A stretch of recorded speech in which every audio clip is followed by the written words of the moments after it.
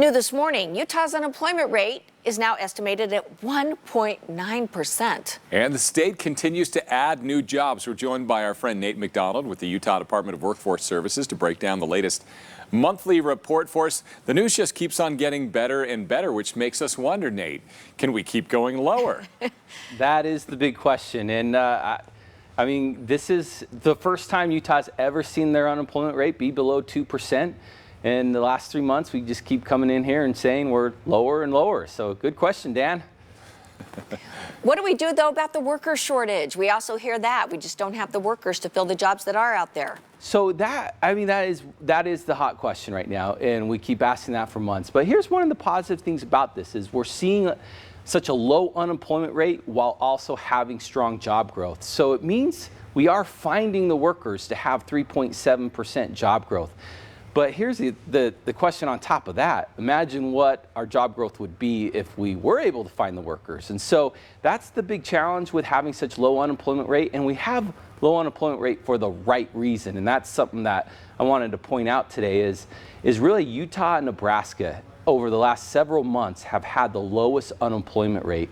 And Nebraska's unemployment rate is actually a little lower than Utah's, but we're seeing them drop for two different reasons. You see your unemployment rate drop because either one, workers are falling off, meaning that they're not participating in the labor force, or for two, you're seeing your unemployment rate drop because people are jumping in because they are finding work and there is such great opportunity. And this month we saw our labor force participation rate increase, which means more people are coming in. So that's why we're able to sustain that job growth, because we are seeing more people come in and want to participate. So we're better than Nebraska, and that's good. I'm glad you just made sure yes, we even though established the rate might be a little better, we're better. It's not just about the numbers. So let's talk about, though, employers are having a lot of problems, and we've heard this over the last year or so. Employers are having a really difficult time getting employees. And you talk about there's still an influx of employees coming, but the employers are still having a hard time. So what does this mean for them? Well, it means they have to be very competitive.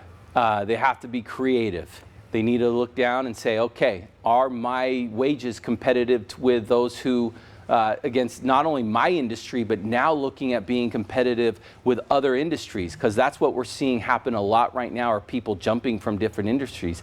I mean, here's one, for example, the courier employers right now, courier industry, where, this is transportation, utilities, and delivery.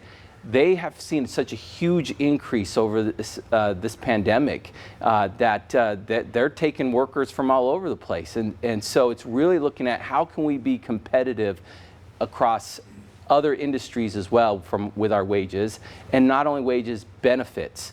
Teleworking has been huge, and employers that have been able to capitalize on teleworking have really benefited with that. Well, Nate McDonald with the Utah Department of Workforce Services. Happy to hear about the good news. I'm glad Utah's sitting in a pretty good spot. Thanks. We are as well. I'll bet.